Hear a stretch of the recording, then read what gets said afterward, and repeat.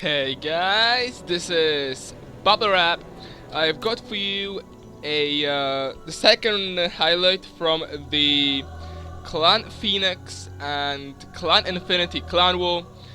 It's gonna be played on GSL Tal'Darim Altar, and it's gonna be a Protoss vs Zerg. I'm gonna go and introduce the Zerg player first.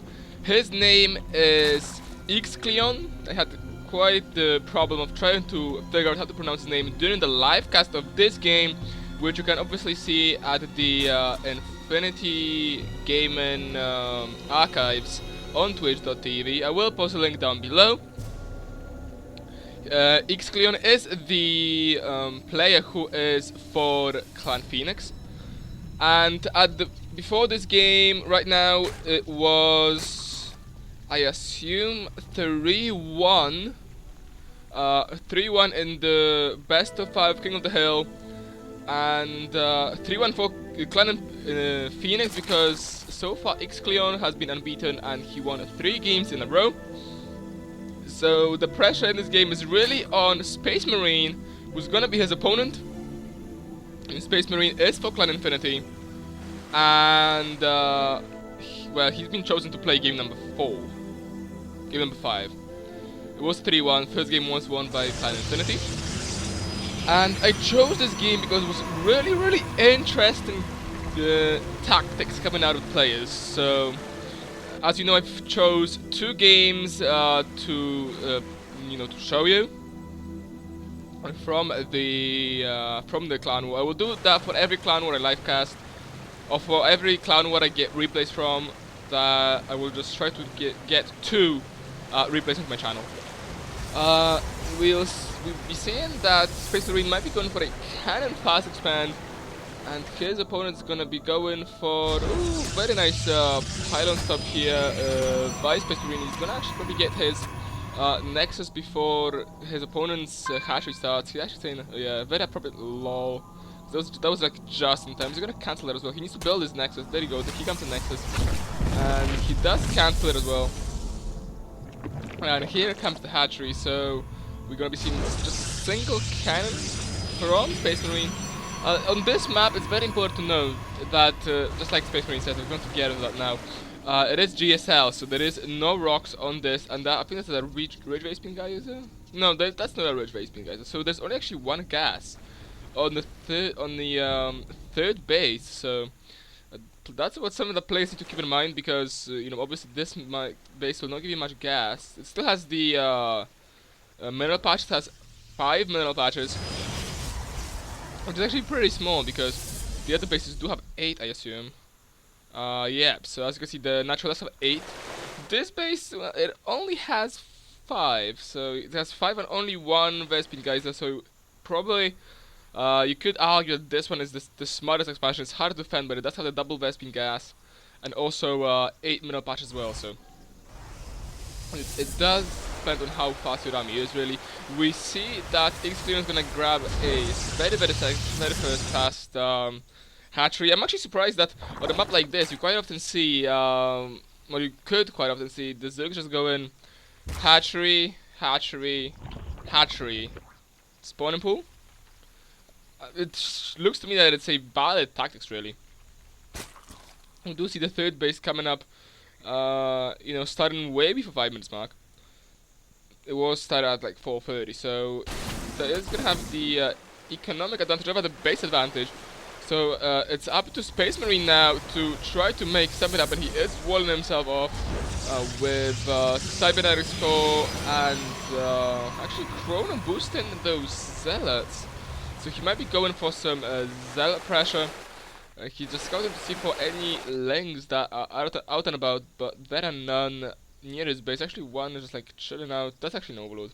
Here comes the link. It's now making its way back to the base, and right now Ixcleon is just going into like a mass macro state. You can just see drones popping up all the time. He's actually grabbing 2 the second gas geyser though, so he could potentially be up to something. On the inside we see Space Marine just grabbing all his gas geysers relatively fast. He does have this pylon, really like position on this pylon, because that does let you wrap units in behind the opponent if there's a big fight here. So you can fight with your main army here and then just wrap units in right behind the opponent and more or less sandwich them pretty easily. We now see a double Stargate. Here comes the interesting tactics I was talking about. Something you don't actually see very often anymore. And as a response to the double Stargate, we see X-Clan actually building a Roach Warren. He needs to actually work on his Ajax though, because this queen has a lot of energy. And on the other side, we also see X-Clan once again having quite a lot of energy on both his queens, which is kind of bad. And my Korean brother Ultimate, woohoo! Had to say hi to me, so he did have no internet for quite a while, so we didn't actually get to speak much. Hi. So I'm gonna say hi and tell him I'm casting. Because, you know, I should probably set my status to busy. But I'm too much of a boss. So we do see that this base, like I said earlier, not the best choice I don't think for the third base. I personally prefer probably this one.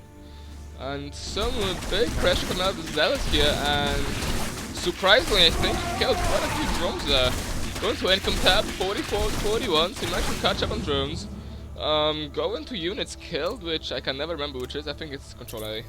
No, it's Control R. He killed 8 workers just with that little harassment. Going to units lost. Zerg lost a lot more units. He only lost like 4 zealots and all that. And here comes the counterattack from X-Clan. We need to see a force field. Here comes the very nice force field, so the links will not be able to get anywhere. He's just gonna probably scout it for the third base as well. And he comes. He's actually gonna opt to go for double Phoenix, double Void Ray. Pretty interesting build.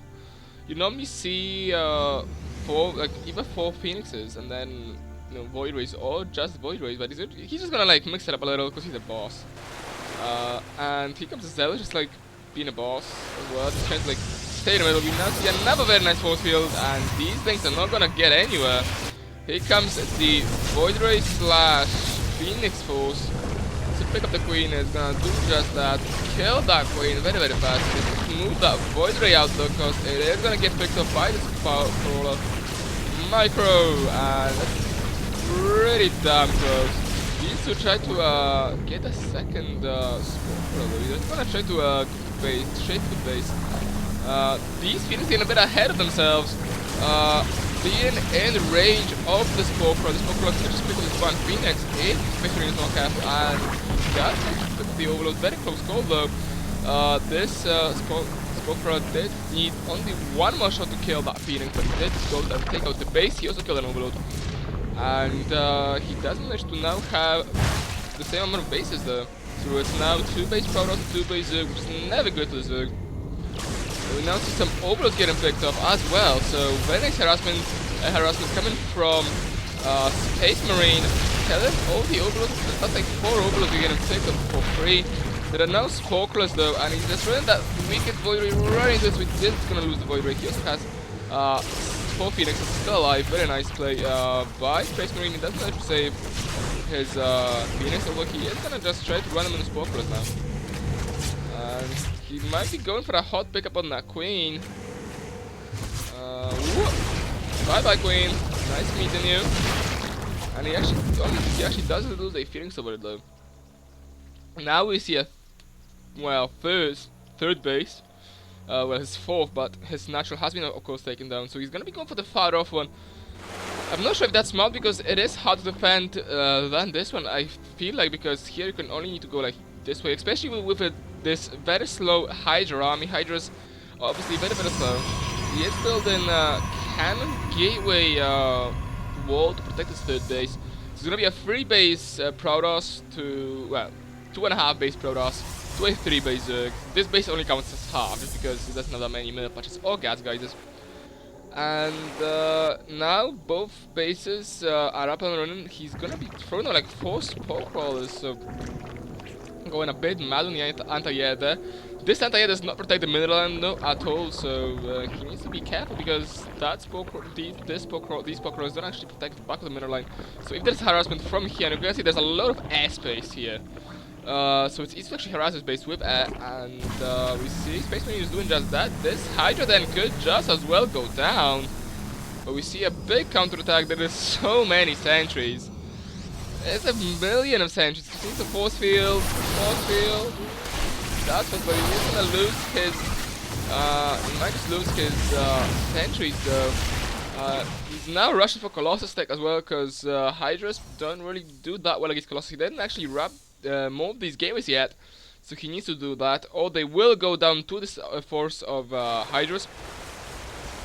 Immortal popping out. The robotics bay has not been done, so he can begin making his Colossus. And he's now opening those gateways. Is he gonna use them though? There's only one Pylon actually powering everything, and this Pylon is gonna get taken on very fast. And that's all unpowered. One force field trying to trap the units, but does not quite manage to do so. Stokers, I think I feel like the sentries are quite out of position right now. Of course, Hydras do beat more or less any gateway units with that crazy DPS.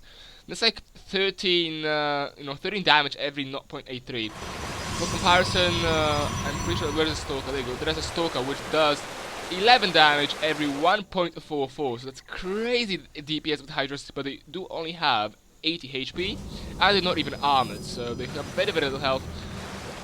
We might have to see some crazy micro coming out of Space to hold this up. There is a Overseer who's gonna just give vision and let this quite a vulnerable expansion be abused, and nearly losing more than one Stalker there. Now our Colossus out there, so he should be pretty fine. The Colossus do crazy amount of damage against Hydras. Very nice trample for all those Hydras. They're just gonna go down. Excellent fortings there. Taking out the Hydras like a boss. He has a lot of spare minerals and gas, though. He needs to spend his money a lot better than he is. He should be probably working out of these two Stargates as well. He still has a Void Ray though, so he could just like try to poke in and out. We see in X-Clan is more or less, in a bit of trouble. I mean, he's only now rebuilding his main base. Overlord's running into the Pheonix, so he is gonna get supply blocked quite badly if he doesn't notice that. And that's like, funny thing is, Bristol is not even watching this Pheonix, so they just get like 3 kills thanks to X-Clan's decision to just like float them in front. He's gonna be supply blocked, making 6 Overlords at the same time. And here comes the force of Roaches. He wasn't looking, he started to watch his, he was watching his other army, the Phoenixes. He does lose both Colossus. And now Colossus actually popping out. He could be losing the 3rd Colossus. Well, there is no range upgrade, just to the external thermal lance. It's yet to be done, it's halfway done. He's actually getting blink as well. A really nice force field at the end, managing to more or less save himself. I feel like if that Hydra was there though, and these lanes, it would have been quite different. He does have 102 upgrades, while the Zerg is going to be on 02, so slight advantage for the Protoss there. Base advantage is now going back to the Zerg. X-Clan does have a 3rd up and running. He's just making mass Roaches now, and Roaches do fare quite well against the Colossus, but really do need to have Corrupted. I don't think he even started making a spider set. He didn't even rebuild this Hydra there, I do not think. So he is stuck more or less on the Roaches. He's just gonna try to mass up and kill his opponent with just mass Roach. He's supply block once again. But now we see the Protoss ball is just huge. He's just gonna be moving. He's gonna actually run his Colossus into the Roaches. He did force them to target fire the Colossus. He did just run into the Colossus, like actually the back of them. Very nice force fields, getting those Roaches as well. So Zerg now in a ton of trouble. Getting tunnel close, but he does not have Burrow. He's gonna be going for tunnel and close, but he does not have Burrow. I am pretty surprised at what's going on there. This base does, especially doesn't know about this base. He does know about this base. He did scout this base, so he is gonna move out and try to take it out. We see a counterattack of a few Zerg just running in, but especially when he does get his Zealous back and wrap back home, he should be able to deal with that. Not getting too many kills there at all for X-Clan, only 4 kills, and now this base in a lot of trouble. no Colossus there, but to be honest, I don't think Space Marine needs any. There's only roaches and a backbone defenders. He could just intercept all those stalkers. If he needs to blink them, blink Space Marine, blink. There we go. He does manage to save those stalkers. Now get an offensive blink on the stalkers in the back. Tournament claws have been made, but there is no burrow. I feel like X-Clan forgot about burrow. And that's quite huge, because, I mean, he has Tournament claws, fair enough, but he did not have burrow. He forgot to make burrow. Can I actually go to the screen and try to select burrow? No, I can't. It was only 100, so I feel like in early game he could afford it. He should have probably rebuilt the Hydra then if he was gonna go for that, or get Spire, because you just can't go Mass Roach against Protoss. So yeah, thank you guys for watching my cast. This was second highlight of the Clan Pheonix and Clan Infinity clan war, which was like on 17th of December, I assume. As you can see, I did leave the game quite later because I was, of course, live casting this. I will leave the link to the archives in the game description, the video description, just because you might want to see the whole game. The whole 9 games it was. King of the Hill best of 5. And we did go to a stage where it was 4-4. And, you know, more or less like something like a grand finals, you could say. Where, you know, more or less the winner would win the clan war for his team. I'm not gonna spoil for you who won the clan war though, so if you want to see who won the clan war, you will need to go and see that for yourself. Thanks guys, Bubba up out, and I hope you like my cast.